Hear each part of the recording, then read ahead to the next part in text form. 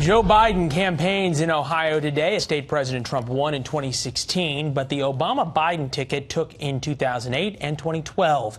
He continues to lead the field of Democratic hopefuls as the president hit him this week on his support of the 1994 crime bill. Chicago Tribune syndicated columnist Clarence Page defended Biden, saying he should tout his role, not hide from it. I see no reason for Biden to be defensive about it, flawed as it may appear to be now, 25 years later. We bring in the host of Ringside Politics, New Orleans, Louisiana, Jeff Crouere, heard around the world on the World Wide Web. Good to see you, sir, as always.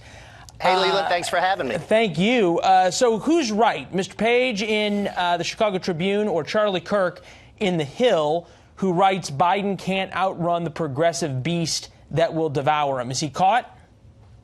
I think he is caught because, you know, that crime bill in retrospect is very unpopular in the African-American community. And Donald Trump is doing better in the African-American community than a lot of people give him credit for. So he just passed criminal justice reform, which I think is popular among a lot of African-American leaders.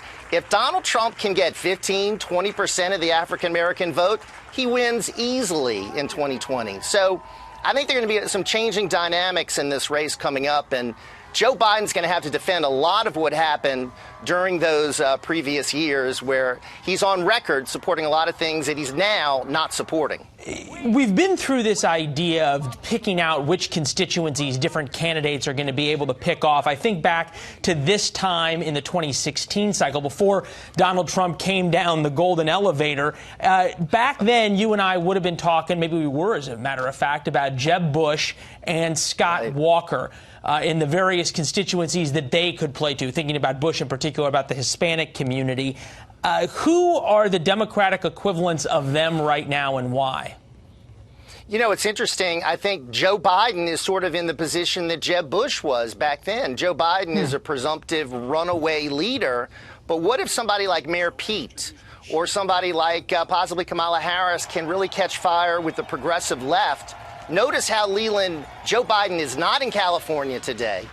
Joe Biden is in another state. All the hard left progressives are out there in California. And the progressives are really going to be determining who that Democrat nominee is going to be in 2020. So Biden's got to walk a tightrope here. He's got to please those folks enough. Yeah, you're talking about the Democratic convention out in Northern California. We've got a crew out there. We're going to check in with them a little later in the show. Back to Joe Biden, who is trying to set himself up as you point out, the presumptive nominee, Biden versus Trump. Here's what Bill Maher had to say about Biden last night. I have mixed feelings about Joe. Never mind. But I keep saying, like, if he's the one to beat Trump, I'm all in. But I do worry. I do worry. Joe doesn't look good. He looks like he's on a coin. Fair criticism? Yeah, I mean, he's been in office 50 years, Leland. He's been around for 50 years. The guy's 76. He's older than Donald Trump. He looks older. Here's the deal. I mean, he ran in 1988. He failed miserably for president. Ran in 2008. Failed miserably for president. Now they're all saying, well, he's the strongest one to defeat Donald Trump. I'd love to have that race. Biden versus Trump. I think Trump wins in a landslide. Give me two names that you'd be scared of if you're okay with a Biden versus Trump race. You know, the only possibility is if somebody like a Kamala Harris can turn into a better candidate than she is now. She's had a very rough launch. And I think she's not doing as well as I think a lot of people thought she would. But she's got potential to maybe be stronger.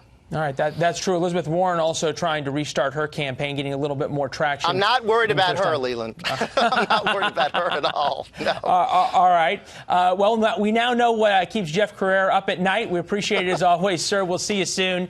Enjoy summer in New Orleans.